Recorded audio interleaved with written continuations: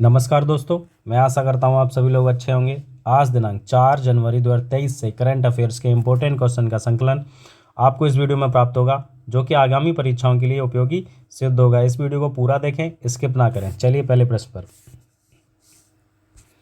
प्रवासी भारतीय सम्मान अवार्ड की घोषणा कर दी गई है। इस बार अवार्ड कितने लोगों को यह दिया जाएगा? 4 ऑप्शन है, 15, 20, 27, 25।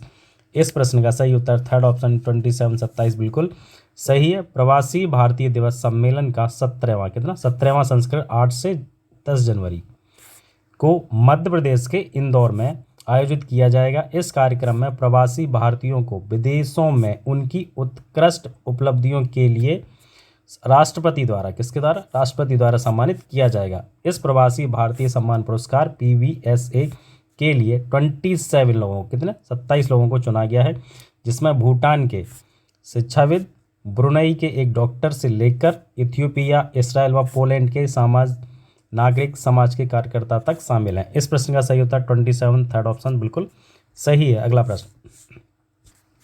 हाल ही में PM मोदी ने 108वीं इंडियन साइंस कांग्रेस का उद्घाटन किया।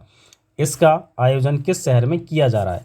4 ऑप्शन है, अहमदाबाद, नागपुर, लखनऊ, पटना। इस प्रश्न का सही उत्तर सेकंड ऑप्शन यानी नागपुर बिल्कुल सही है। प्रधानमंत्री नरेंद्र मोदी ने मंगलवार को वीडियो कॉन्फ्रेंस के जरिए 108वीं भारतीय विज्ञान कांग्रेस को संबोधित किया।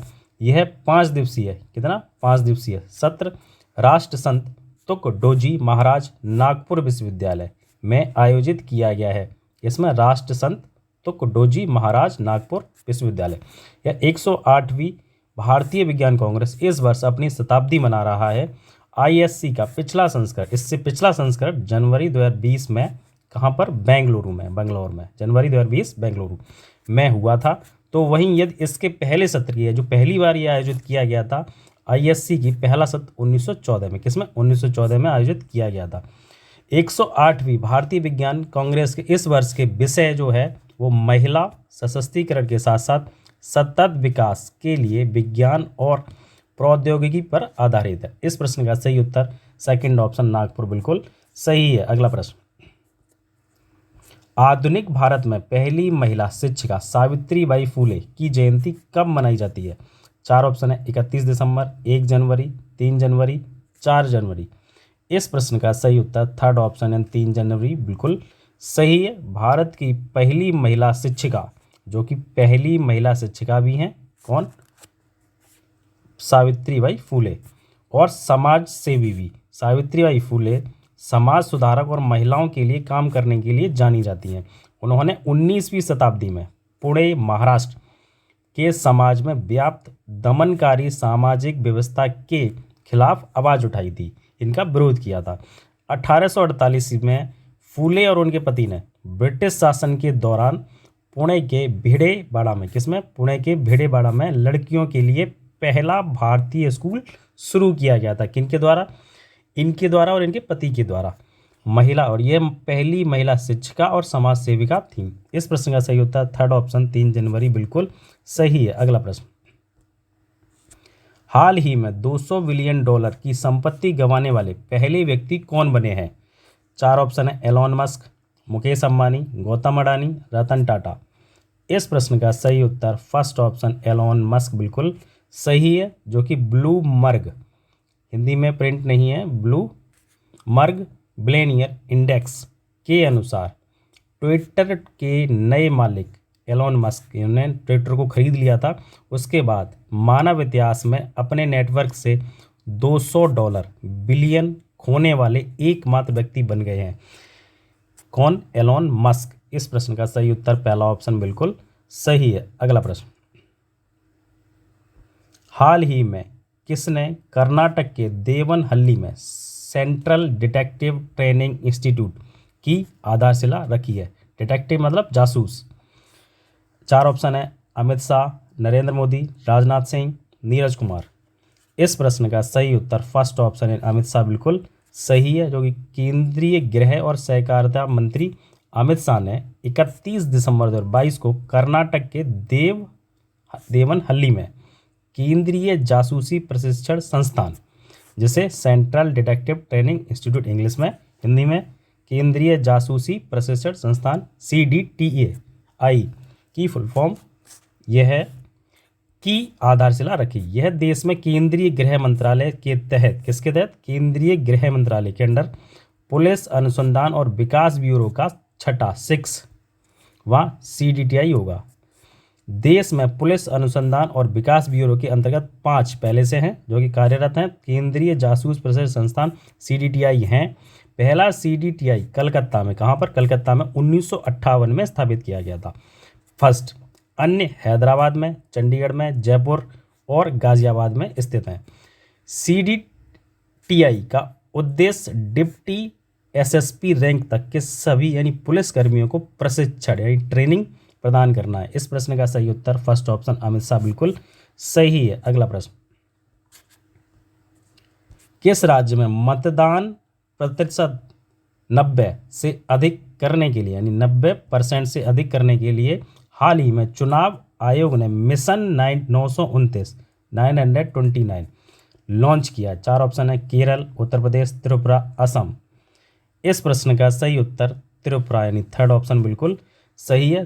त्रिपुरा में इसी साल की शुरुआत में होने वाले चुनाव में मतदान प्रतिशत बढ़ाने के लिए चुनाव आयोग ने कमर कस ली है। यानी मतदान को 90% से ऊपर ले जाने के लिए आयोग ने यानी चुनाव आयोग ने मिशन 929 पर काम करना जारी कर दिया है। यानी यह एक मिशन जारी किया गया है, किसके द्वारा? चुनाव आयोग के द्वारा। कहाँ पर? त्रिपुरा में। किसके लिए?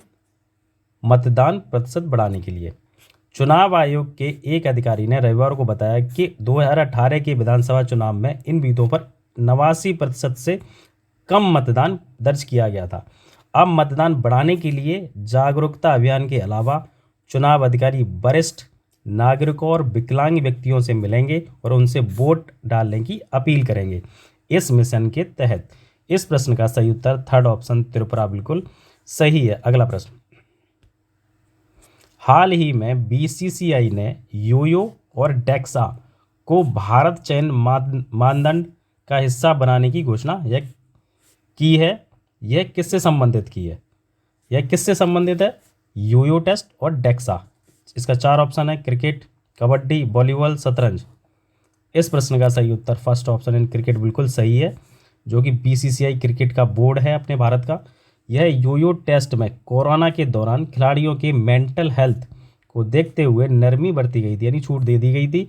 टीम चयन के लिए जरूरी इस टेस्ट को लगभग हटा ही दिया गया था। हालांकि अब फिर से योयो टेस्ट को जरूरी यानी कंपलसरी कर दिया गया है की घोषणा कर दी है। योयो टेस्ट क्या होता है? यह बीप टेस्ट यानी कि जैसा होता है, यह एक रनिंग टेस्ट होता है। दौड़ लगाई जाती है 2 सेटों के बीच, यानी एक ट्रैक यहाँ और एक ट्रैक यहाँ, इस दौरों के बीच में यह दौड़ लगाई जाती है।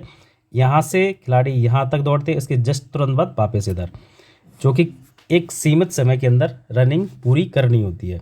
और डेक्स्ट्रा टेस्ट क्या होता है? डेक्स्ट्रा टेस्ट हड्डियों की मजबूती की जांच के लिए कराया जाता है। किसकी? हड्डियों की मजबूती की जांच के लिए यह टेस्ट कराया जाता है। इस प्रश्न का सही उत्तर फर्स्ट ऑप्शन क्रिकेट बिल्कुल सही है। अगला प्रश्न, हाल ही में 89 वर्ष की उम्र में मशहूर सुमित्रा सेन का निधन हुआ है। वह क्या थी? 4 ऑप्शन हैं, गायिका, लेखक, मॉडल, अभिनेत्री।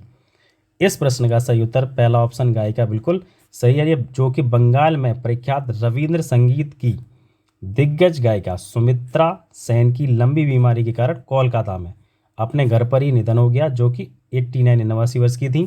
सुमित्रा सेन ने मेघ बोल छे, जाबो जाबो, तोमारी, झारना तालार, निर्जन, सखी, भवोना, कहारे बोले, अच्छे दुखों, अच्छे मृत्यु जैसे मशहूर गीतों से लोगों को दर्शकों तक मनोरंजन किया था। यानी लोगों को तक काफ़ी दशकों तक उनका मनोरंजन किया था, एंटरटेनमेंट किया। इस प्रश्न का सही उत्तर फर्स्ट ऑप्शन गायिका बिल्कुल सही है। अगला प्रश्न, हाल ही में भारतीय पुस्तकालय कांग्रेस का उद्घाटन कहाँ किया गया है? 4 ऑप्शन है, केरल, उत्तर प्रदेश, महाराष्ट्र, राजस्थान। इस प्रश्न का सही उत्तर केरल यानी फर्स्ट ऑप्शन बिल्कुल सही है। केरल के मुख्यमंत्री पिनाराई विजयन ने 1 जनवरी 2023 को केरल के कन्नूर में कलेक्ट्रेट ग्राउंड में भारतीय पुस्तकालय कांग्रेस का उद्घाटन किया। इंडियन लाइब्रेरी कांग्रेस का आयोजन किसके द्वारा? People's Mission for Social Development and Library Council, किसके द्वारा? People's Mission for Social Development and Library Council द्वारा 1 से 3 जनवरी तक किया जा रहा है। इसकी मेजबानी कन्नूर विश्वविद्यालय, कौन कौन कर रहा है? कन्नूर विश्वविद्यालय, जो कि केरल में स्थित है।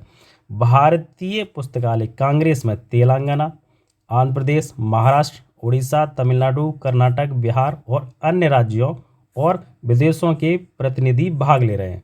इससे पहले 26 दिसंबर 2022 को मुख्यमंत्री पिनाराई विजयन ने यह भी घोषणा की थी कि उनका निर्वाचन क्षेत्र धर्मदम भारत का पहला पूर्ण पुस्तकालय क्षेत्र बन गया था। इससे पहले 26 दिसंबर को यह घोषणा की थी। साथ ही इस प्रश्न का सही उत्तर पहला ऑप्शन केरल बिल्कुल सही है। अगला प्रश्न, हाल ही में हेड ऑफ फैमिली आधारित एड्रेस अपडेट की सुविधा किसके द्वारा शुरू की गई है? 4 ऑप्शन है, UIDAI, सेबी, PNB, नीति आयोग। इस प्रश्न का सही उत्तर यानी पहला ऑप्शन UIDAI बिल्कुल सही है, जो कि आधार बनाने वाली संस्था है। UIDAI ने आधार में हेड ऑफ फैमिली आधारित ऑनलाइन एड्रेस अपडेट की सुविधा की शुरुआत कर दी है, जिसकी मदद, इससे क्या मदद होगी? इससे मदद से कोई भी नागरिक घर के मुखिया की सहमति से अपने आधार एड्रेस को अपडेट करा सकता है, एड्रेस चेंज करा सकता है। यानी भारतीय विशिष्ट पहचान प्राधिकरण, जो कि UIDAI है, ने इसकी शुरुआत से नागरिकों को काफ़ी फ़ायदा मिलने की बाला है। इससे घर के उन सदस्यों को विशेष मदद मिलेगी जिनके पास उनका खुद का कोई एड्रेस प्रूफ नहीं है, उससे वो अपने एड्रेस को अपडेट करा लेंगे, जो कि अभी नहीं करा सकते। इस प्रश्न का सही उत्तर पहला ऑप्शन UIDAI बिल्कुल सही है। धन्यवाद। यह वीडियो आपको कैसा लगा कमेंट बॉक्स में ज़रूर बताएं। साथ ही नए हैं तो चैनल को सब्सक्राइब करें, वीडियो को लाइक करें और ज़्यादा से ज़्यादा शेयर करें। धन्यवाद।